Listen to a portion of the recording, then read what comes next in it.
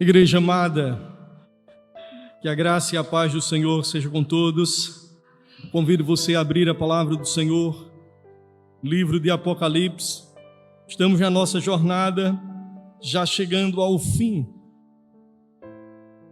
Em breve, concluiremos então aquilo que nos foi proposto. Apocalipse capítulo 2, versículos do 8 ao 11.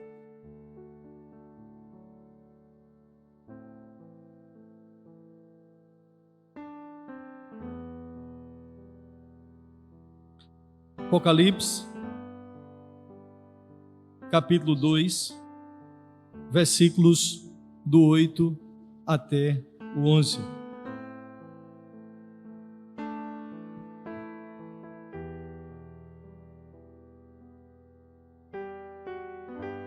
A palavra do Senhor nos diz: ao anjo da igreja em Esmirna, escreve: estas coisas diz o primeiro e o último, que esteve morto e tornou a viver. Conheço a tua tribulação, a tua pobreza, mas tu és rico, e a blasfêmia dos que a si mesmos se declaram judeus e não são, sendo antes sinagoga de Satanás. Não temas as coisas que tens de sofrer, eis que o diabo está para lançar em prisão alguns dentre vós, para ser dispostos à prova. E tereis tribulação de 10 dias, ser fiel até a morte, e dar-te-ei a coroa da vida. Quem tem ouvidos, ouça o que o Espírito diz às igrejas. O vencedor de nenhum modo sofrerá dano na segunda morte. Deus, pois, aplique a sua palavra aos nossos corações. Eu quero convidá-los nesse momento a uma oração, convidá-los a pedir ao Senhor a sua iluminação, a sua bênção para este momento, e que assim nós sejamos agraciados pelo nosso Deus nesta noite. Oremos. Querido e amado Deus, eis a tua palavra, eis o teu povo, fala aos nossos corações, ilumina as nossas mentes, por meio do teu Santo Espírito, ó Deus, apacenta as nossas vidas, alimentando a nossa alma e fazendo tudo o que lhe apraz por meio de tua palavra. Assim, nós te oramos, gratos ao Senhor pelo privilégio de podermos, ó Deus, nos encontrar em tua presença, na tua igreja, em comunhão com os irmãos e sendo cuidados e edificados no Senhor. Assim te oramos hoje e sempre em Cristo. Amém. Queridos, Apocalipse capítulo 2, versículos do 8 ao 11, é uma carta a uma igreja em uma cidade chamada Esmirna. E o que essa igreja, o que essa carta e o que esse texto tem a ver conosco? Tem a ver com a igreja dos nossos dias, sobretudo com a nossa vida. Em primeiro lugar, eu queria dizer que tem tudo. Essa noite iremos refletir sobre a riqueza da igreja. Quando olhamos para as cartas que o Senhor Jesus enviou às igrejas que estavam ali na Ásia Menor, as 7 igrejas do Apocalipse, e esse número 7 é para falar de plenitude, completude, algo pleno. Havia muitas outras igrejas, mas há um detalhe que nós não podemos perder de vista. É que quando ele escreve estas cartas e quando nós a lemos e entendemos, nós podemos observar o que Deus aprecia, o que Ele gosta, o que Ele ama ver em sua igreja, ao passo que essas cartas também mostram aquilo que o Senhor não gosta de ver, aquilo que entristece ao Senhor e aquilo que Ele abomina. Então, como igreja do Senhor, ao examinar cada uma dessas cartas, somos convidados a amar aquilo que o Senhor ama, fazer aquilo que o Senhor quer, ao passo que nós devemos também se afastar de tudo aquilo que o Senhor proíbe e rejeita. Tudo aquilo que Ele mostra aqui nestas cartas que a igreja não pode fazer.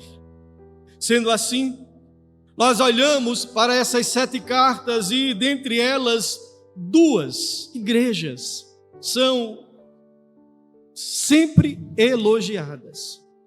Para elas não há nenhuma reclamação, absolutamente nenhuma reclamação, somente elogios.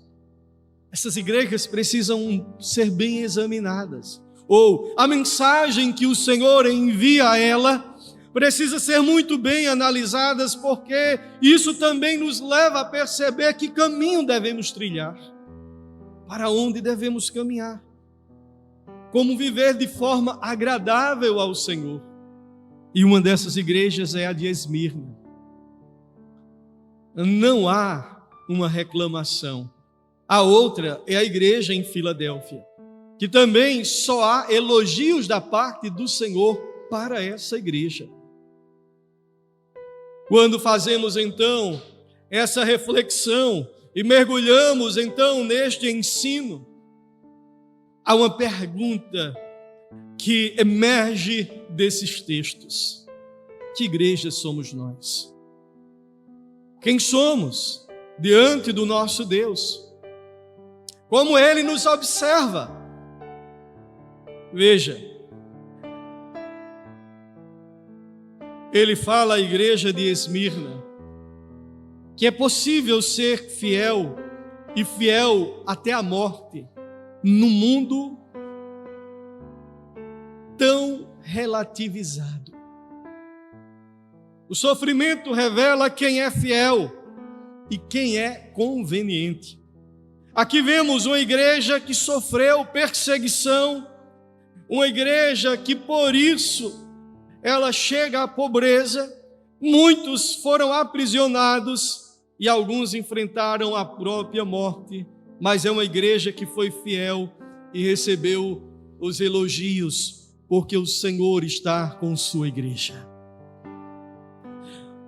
Amados irmãos, olhar para este cenário aqui é entender como o Deus eterno, o Criador de todas as coisas, o Deus Pai, o Deus Filho e o Deus Espírito Santo atuam na vida da igreja. E quando falamos de igreja, nós não estamos falando de paredes, de teto, de localidade, nós estamos falando de gente, de pessoas. Essa igreja, a segunda igreja das 7 igrejas do Apocalipse, a primeira é a de Éfeso, a segunda carta vai para a igreja de Esmirna, que fica a basicamente 50 quilômetros de Éfeso. Enquanto na igreja em Éfeso, nós analisamos na semana passada algumas orientações e também elogios para a igreja de Esmirna. Esta igreja, ele diz: conheço a tua tribulação, a tua pobreza e a blasfêmia dos que a si mesmos se declaram judeus e não são, sendo antes sinagoga de Satanás.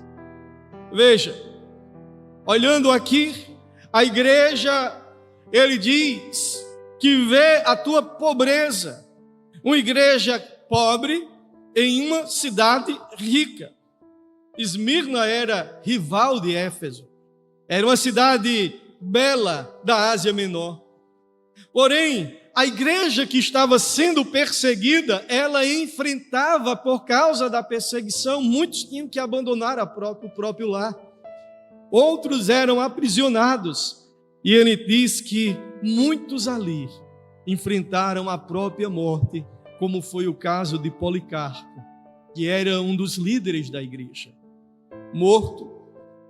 Um homem que já em idade avançada é colocado dentro do Coliseu, colocado ali na frente de toda uma plateia, e ele é confrontado pelo Império Romano quando diz: se ele não negasse a Cristo, e se ele não rendesse a glória devida ao imperador, ele seria dado às feras. Policarpo não negou a sua fé. E então foi-lhe dito que ele seria colocado fogo. E ele disse: se é para colocar fogo e tirar a minha vida, que o faça logo, mas não negarei ao meu Senhor. Há 86 anos eu sirvo a esse Deus, foram as palavras de Policarpo. Nunca jamais me abandonou. As suas promessas, elas são reais e são vivas. Nenhuma veio a cair por terra ou falhar. Como eu vou negar aquele que deu a sua própria vida por mim?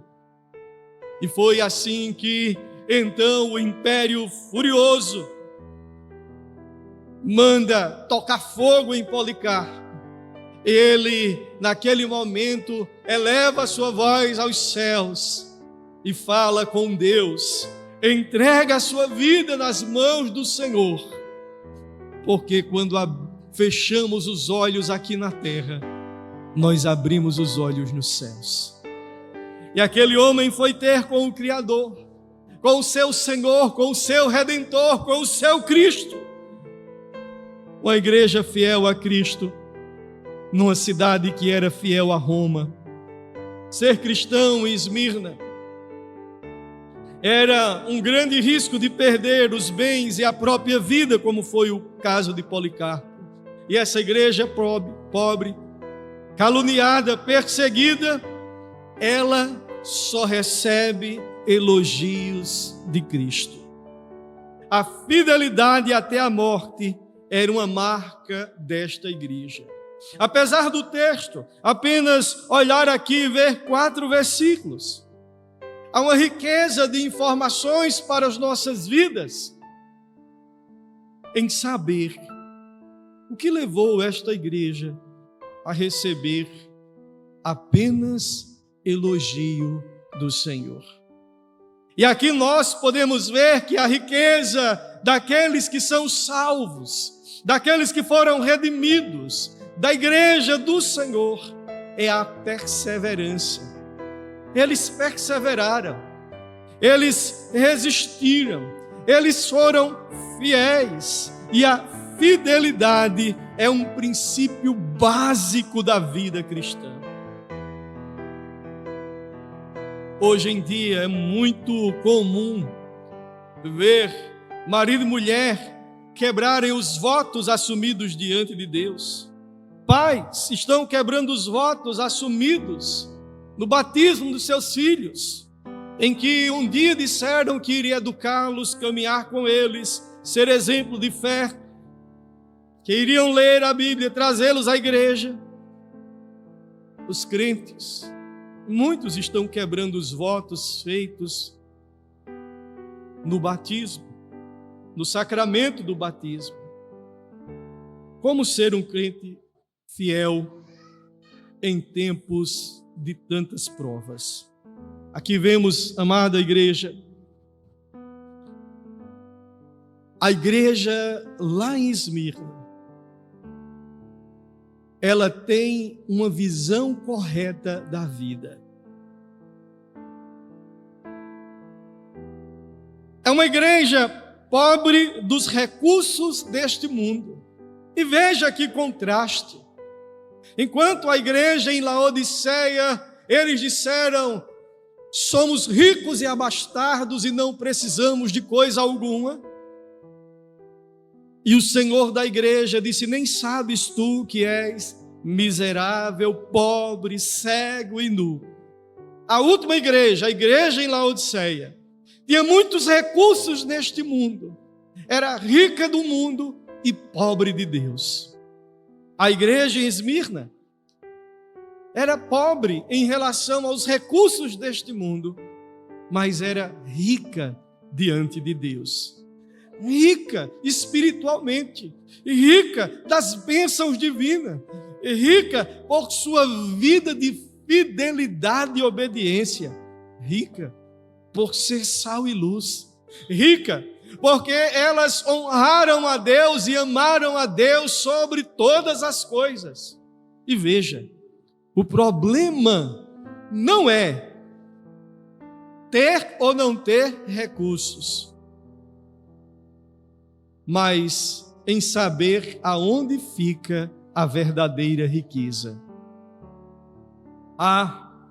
Se pessoas dos nossos tempos que se desgastam e gastam suas vidas à procura de enriquecimento e muitas vezes ilícitos, gasta do tempo, gasta da vida, gasta de tudo. Se todos esses esforços fossem canalizados para honrar a Deus, quanta riqueza teríamos? Sabe por quê? Porque este mundo, ele não pode trazer riqueza para a sua alma. Porque só quem pode trazer riqueza para este mundo e para a eternidade é Deus. E olhar para este nosso cenário e ver que há pessoas que pensam então que, depois que recebi a Cristo, então, pare de sofrer agora. São triunfalistas e acham que de agora em diante isso não pode acontecer, aquilo e aquilo outro. Essa igreja fiel passou por perseguição. Homens fiéis passaram por perseguição, pela prova. Ou você acha que Moisés não passou pela prova? Ou você acha que Jó não foi provado? Ou você acha que os profetas não foram provados?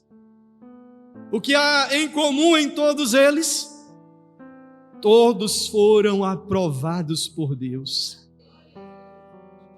As provas, elas não vêm para nos destruir, mas exatamente para revelar a grandeza da nossa fé, no Deus em que cremos. A riqueza da igreja está em ver a verdadeira fonte da vida. E aí eles olham e vê a igreja em Esmirna passa por tribulação. Ela se acha, e de fato havia poucos recursos, mas ela tinha um tesouro que o ladrão não pode roubar, que a traça não corrói e ele não se destrói. O Senhor Jesus diz: fazei para vós outros tesouros nos céus, que lá é garantido.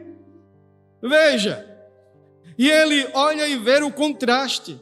A percepção humana, ela é falha, mas a percepção divina é sempre certeira, verdadeira, fiel. Por isso, igreja, somos chamados a estar exatamente assim, diante da presença de Deus, tendo uma concepção correta da vida. E ele diz que o Senhor vê aqueles que estavam blasfemando,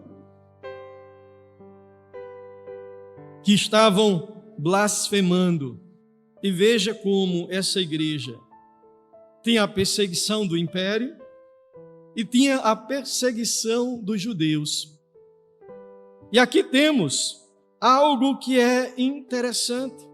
Os judeus estavam espalhando falsos rumores sobre os cristãos. Estavam falando mal e acusando os mesmos que também denunciaram Jesus, os mesmos que iniciaram uma perseguição à igreja lá em Atos dos Apóstolos. E veja, o Senhor diz: esses se declaram judeus e não são, sendo antes sinagoga de Satanás. Sinagoga era o lugar e é o lugar aonde eles se reúnem para adoração. E ele disse: esses que são difamadores, caluniadores, esses que são usados pelo inimigo para trazer discórdia e tristeza para a vida alheia, eles não têm parte com Deus, eles têm parte com o inimigo. E veja então aqui no texto que o Senhor diz claramente a este povo que estava perseguindo a igreja que eles são sinagoga de Satanás. E eu quero que você aprenda uma lição muito preciosa aqui da parte de Deus. Porque quando nós olhamos as Escrituras, um exemplo muito clássico e bem explícito é o que aconteceu com Saulo de Tarso. A Bíblia diz que ele estava perseguindo a igreja do Senhor. Ele ia prender, ele consentiu na morte de Estevão, ele mesmo revelou isso. Mas quando ele ia naquele caminho, uma luz apareceu, brilhou com a força do sol. Esta mesma luz que mostra aqui no capítulo 1 de Apocalipse, era o Senhor Jesus. Ele caiu do cavalo, imediatamente ele disse: quem és? Tu, Senhor. E ele disse: eu sou Jesus, a quem tu persegues.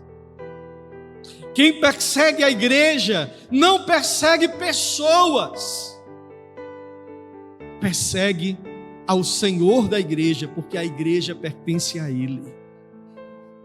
Imagine aí você lutar contra o Filho de Deus.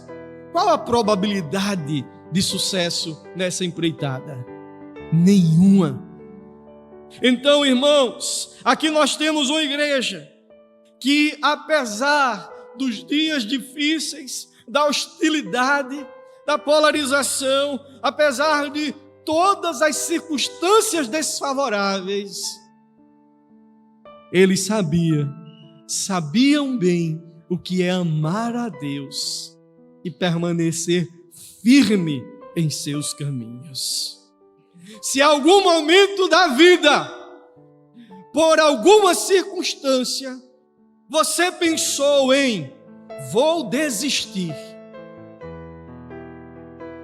não porque fulano, não porque eu estou passando por dificuldade,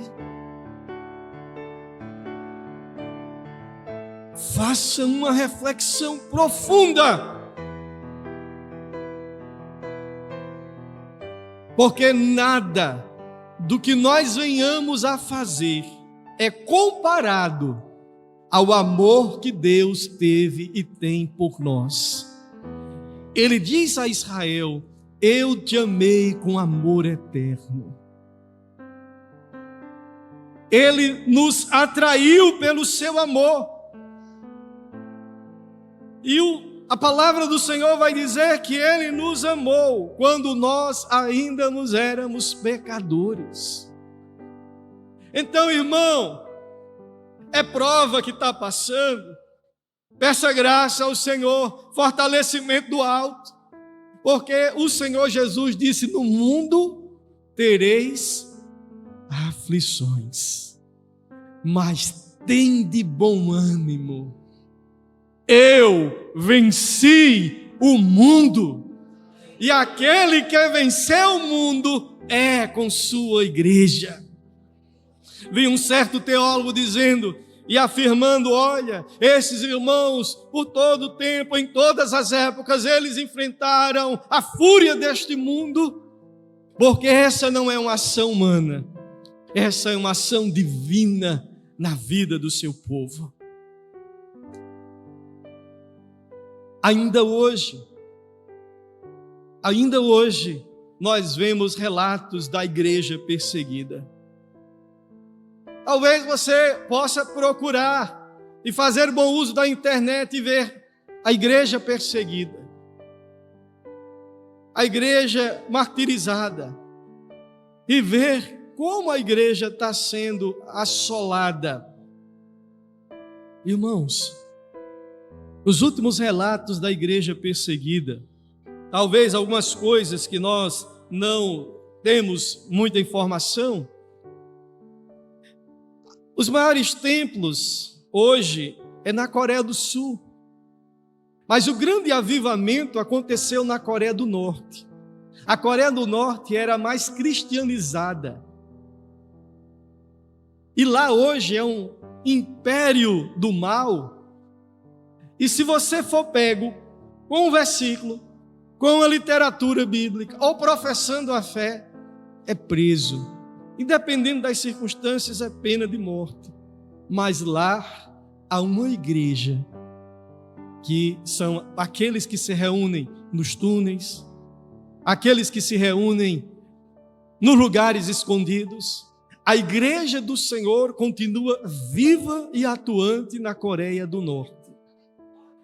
Na Coreia do Sul, há então um museu que é muito interessante. Aqueles que visitam ou leem a história, o Museu dos Mártires.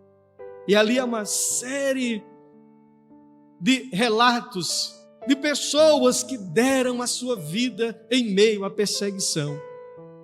No último local, você sai do último mártir e olha para o próximo, e você tem um choque. Lá tem um grande espelho e uma frase: talvez você seja o próximo mártir.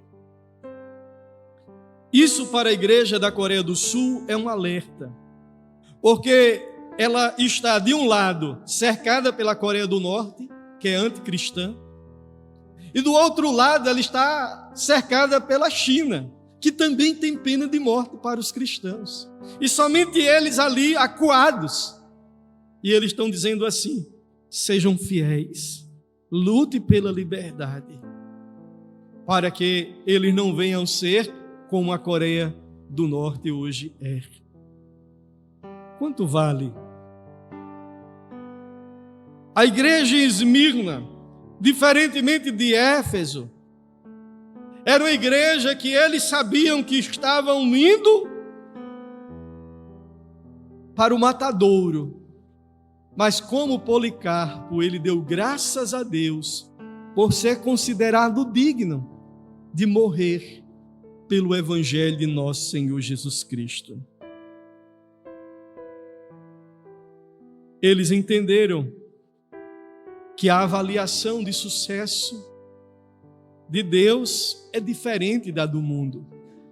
E eles apenas queriam que a igreja em Esmirna fosse uma igreja encontrada fiel e verdadeira diante do Criador.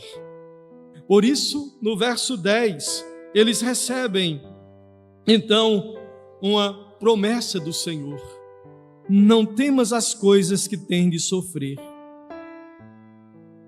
Lembra-te o que eu disse? O livro de Apocalipse, capítulo 2 e 3, é dirigido à igreja, porque o Senhor prepara a igreja.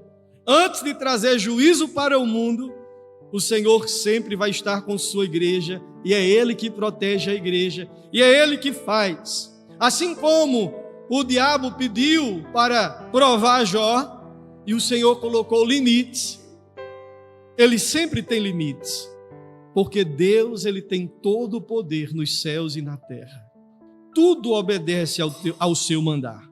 Então, veja, quando vemos isso aqui, essa igreja martirizada,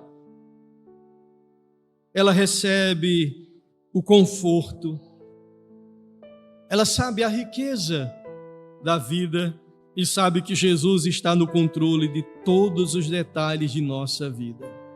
Por isso, no verso 10, eis que o diabo está para lançar em prisão alguns dentre vós. Não era todos, mas era alguns, para serdes postos à prova, e tereis tribulação de 10 dias. Ser fiel até a morte, e dar-te-ei a coroa da vida. A palavra do Senhor para a igreja era lembrar que se o Senhor não te livrar da fornalha, Ele estará contigo na fornalha. Foi isso que Ele fez com os amigos de Daniel. Se Ele não te livrar da cova dos leões, Ele estará contigo na cova dos leões. Veja, quando fala de 10 dias, Ele está falando da brevidade do tempo. Não era para sempre. Porque Ele está mostrando que as coisas deste mundo, elas têm um tempo determinado. Quem determina esse tempo é Deus. Jesus conhece quem somos, mas Ele conhece tudo aquilo que acontece conosco. E Jesus permite o sofrimento com um propósito, para lhe provar, não para destruir. Davi, ele disse: foi bom passar pela aflição para aprender os teus decretos. Se o Senhor não poupou aqueles irmãos da prisão, Ele os fortaleceu para passar por aquela situação. Jesus controla tudo o que sobrevém às nossas vidas. Essa é uma mensagem de consolo àquela igreja, no sentido de que não temas as coisas. E aqui há 3 verdades que estão aqui presentes. A primeira é que o sofrimento é certo. A segunda é que o sofrimento é limitado. E a terceira é que será breve. Assim como aconteceu no passado. O diabo só pode ir até onde Deus permite. Quem está no controle da vida e de todo o universo é aquele que se senta no trono da glória, o Criador dos céus e da terra. Então Jesus olha para aquela igreja e vê exatamente isso. Aqueles irmãos que ali estavam na igreja de Esmirna, fiéis ao Senhor, obedientes a Deus, fortalecidos no meio da prova. Quando olhamos para a igreja anterior de Éfeso, eles têm um compromisso profundo de amor, certamente na palavra, mas essa igreja em Esmirna, assim como a igreja em Filadélfia, ela é um retrato fiel da igreja apostólica. Era um o coração e a alma, em todos eles havia temor, e eles diariamente se reuniam, comiam pão, eles oravam, eles permaneciam na doutrina dos apóstolos. Características de uma igreja que é apreciada pelos olhos do Senhor. Irmãos, em tudo isso, cada igreja tem uma necessidade de um mover especial. Todas as igrejas têm uma necessidade. E o verso 11 diz: qual é essa necessidade? Quem tem ouvidos, ouça o que o Espírito diz às igrejas. Então, o que vemos aqui é, de forma inequívoca, a igreja jamais deve deixar de ouvir o seu Senhor. Jamais nós podemos fechar os nossos ouvidos e endurecer o coração aquilo que Deus tem para nós. A verdadeira riqueza da igreja está em viver para a glória de Deus. Por isso, ele disse: ser fiel até a morte e dar-te-ei a coroa da vida. A coroa é para os vencedores. A coroa é para aqueles que perseveraram. A coroa é para aqueles que estão eternamente com o Senhor. Ele está dizendo: vocês vão reinar, porque o vencedor de nenhum modo sofrerá dano da segunda morte. O que ele está dizendo? A morte eterna, a condenação eterna. Aqui os homens podem tirar a sua vida, mas não pode fazer nada com sua alma. Na eternidade, Deus tem todo o domínio aqui e lá. Por isso, amada igreja, o vencedor não sofrerá o dano da segunda morte. Podemos enfrentar a morte e até o martírio, mas nós escaparemos do inferno, que é a segunda morte, e entraremos no céu e receberemos a coroa da vida. Podemos precisar ser fiéis até a morte, mas então podemos reinar com o Senhor. A ideia é que, diante de todo este cenário, o Senhor está mostrando à sua igreja a esperança, e há uma mensagem gloriosa de novos céus e de uma nova terra. Sobretudo, guarde isso no coração. Tudo isso aqui passará, mas aquilo que Deus tem para você é eterno. Isso é mais precioso do que todas as coisas. E Deus encha o nosso coração e a nossa vida desta graça, para que possamos, sim, vislumbrar a verdadeira riqueza nesta vida e na eternidade. Vamos orar? Nós vamos estar em oração diante do nosso Deus, nos fazendo permanecer firmes, inabaláveis, constantes e sempre abundantes no Senhor, na Tua obra. Ó Deus, preparando as nossas vidas, porque um dia estaremos perante o Senhor, para, ó Deus, testificar daquilo que fizemos com o tempo precioso e com a vida que o Senhor nos deu sobre esta terra. Que assim como a igreja em Esmirna, o Senhor nos preserve, o Senhor nos fortaleça, o Senhor nos dê, ó Deus, sabedoria, discernimento e o fortalecimento necessário para permanecermos fiéis em meio às perseguições da vida. Permanecermos, ó Deus, diante do Senhor em fidelidade e obediência, para sermos encontrados como uma igreja que o Senhor aprecia e que o Senhor, ó Deus, aprova. Obrigado, ó Deus, pelo privilégio que o Senhor nos dá de ouvir o Teu ensino, a orientação do Senhor e, ó Deus, de sermos exortados por Ti para viver em santidade diante da Tua presença. Em nome de Jesus, Te oramos hoje e sempre. Amém.